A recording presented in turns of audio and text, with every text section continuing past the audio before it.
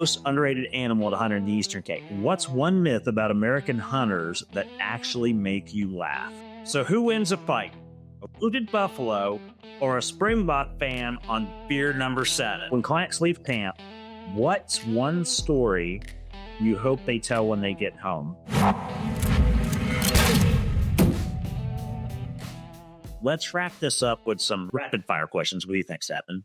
You good with that? And these aren't going to be bad. What is the most underrated animal to hunt in the Eastern Cape? For me, I would say the bush pig. People don't give it enough credit. There's a lot of hard work that goes into hunting that, especially you're doing baits. So if you're wanting the poor man's leopard experience, I would say go after one of those. They're definitely an awesome trophy. I hate bush pigs. I finally got one this past year Yeah, by chance. It was at night with one. I caught him out in the maize field, but yeah. I've sat for those things and hours and hours and hours. I hate them. They're like my nemesis. It's like a fucking unicorn. I didn't think they existed till this year. I've had a client come 3 times, and we still haven't got one. But I've got baits, and I'm an avid baiter, and we've done it for years. And like I say, I've got the whole podcast or YouTube series on how to set up baits, and when it works, it works. When it doesn't, it's long hours. I think a bushbuck hunt is easier than a bush pig. I'd rather, that's easy comparatively.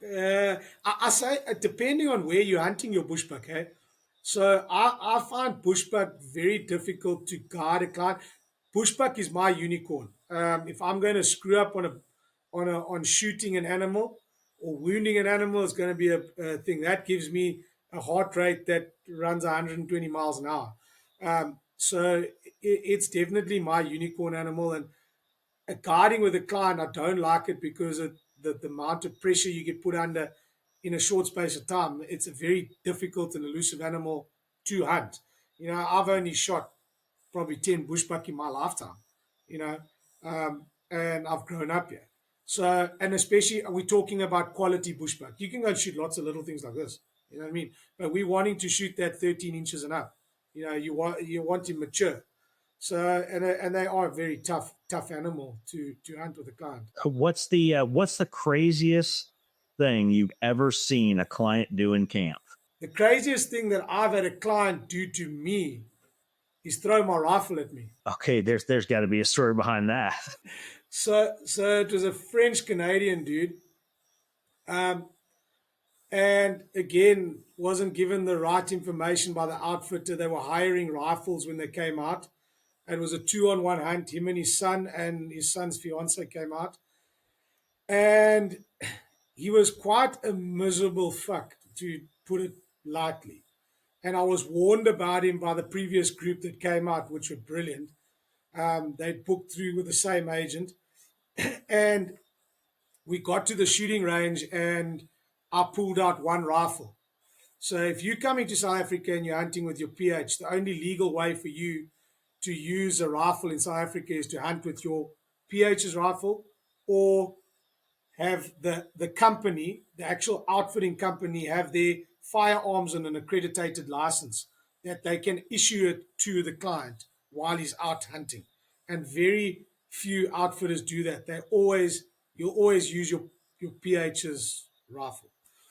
And I only had one rifle, and he was expecting there was 2. So what I said to him is, I'm quite happy to travel the hour home and fetch my second rifle that you've got your own, but you and your son won't be shooting at the same time.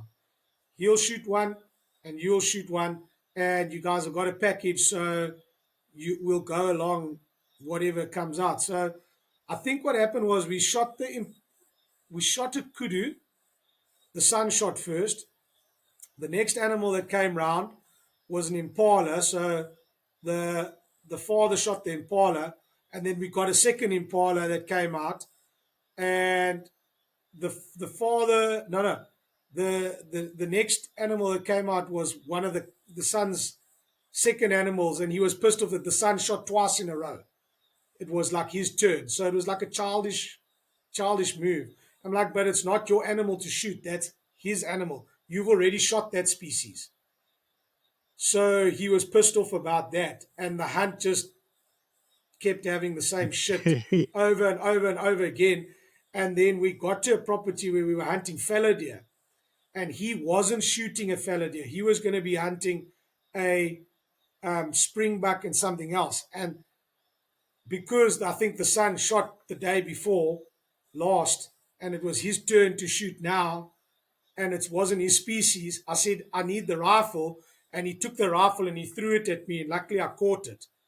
And the son looked at me and was like, I apologize for my dad. I can't, And that is the craziest thing I had me. Literally, a client threw my 270 at me. There would have been an ass whipping coming along with that rifle right there. I had to be polite. Yeah. Fuck that shit. But so that's actually kind of funny. Yes. And you said he was French? Yeah, he was French Canadian. Dude, with that company at the time, when I was hunting there, we had a lot of good French Canadian clients, like really nice guys. As I say, the previous group that came out who knew them, those guys were freaking awesome. They looked after me and we had a hell of a hunt. The one oak was a new time hunter, so it was nice taking him for all his first animals. Shit, he started his hunting career out in Africa. You know what I mean? What person comes from overseas and has never shot anything there and comes and shoots, 5 animals on a trophy hunt. So, yeah, we had some nice oaks. So here's another one. What's one myth about American hunters that actually make you laugh? So, and I'll give you an example. From an American hunter perspective, I'm going over there the first time, right?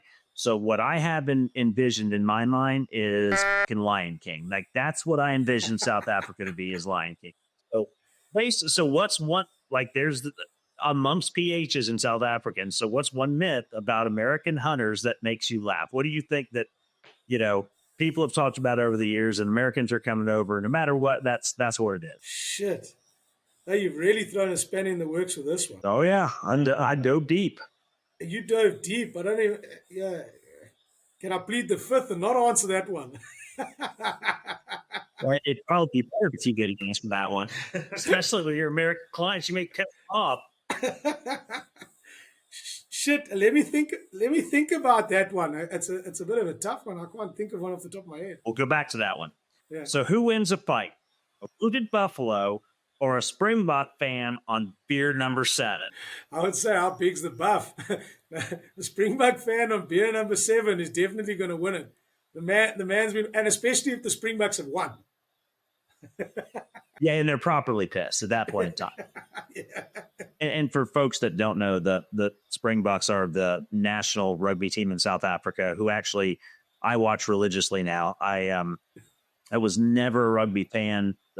Started watching South Africa. I actually have a photo that I took earlier this week, and my son, who's 4 months old now, has got his own Springboks jersey that Hannah sent to us with his name on back and shit, and it's awesome. I actually really like that game. But like, you guys are rabid over rugby, though. Like, South Africans, dude, if you've got a hunt and it's like rugby season and the game's on, like, y'all, and I've watched it firsthand, you motherfuckers will do anything to get out of a hunt or get it wrapped up quick so you can get back and watch the match. Yeah, that's the problem, because winter time's rugby time and so is it hunting time. So you got to make sure that they all line up perfectly, and there better be a damn freaking TV in the lodge so the guys can get back and have beers and watch it. Absolutely. All right, here's another one. When clients leave camp, what's one story you hope they tell when they get home? I'm thinking like authenticity and like the magic that is Africa. What's one story you hope they tell other people when they get back home? For me personally, with all my clients, that I hope that the thing is hospitality side of everything. You'll very seldom find a group of people that want to look after you that well while you're out here. And I think that's a hell of a South African trait. Is, we always want to make sure everyone's well fed, well looked after, having that like homeliness.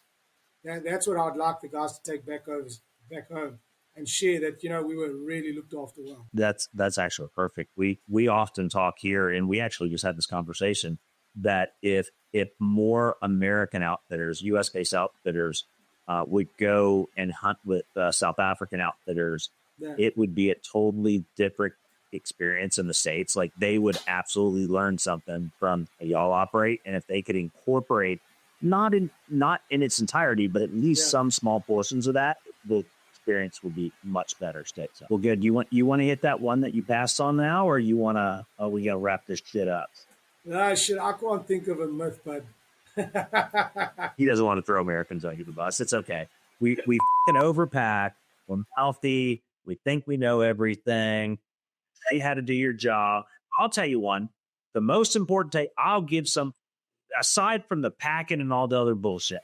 Yeah. The one thing I'll leave for everybody in this podcast, when you go to South Africa, and everybody should, when you meet your PH and you're out hunting, do not try to guide your fucking guide.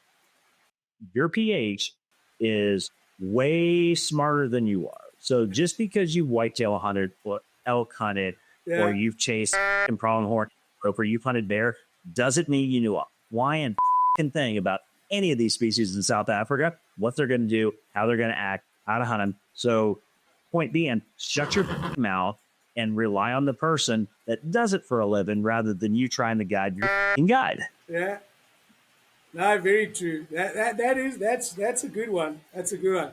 Yeah, the big thing is listen to your PH when you're out. You know, we've done this, or I can say most of us have done this since we were kids. So yeah, we definitely know how the terrain works, and trust your PH. Make sure you trust your PH.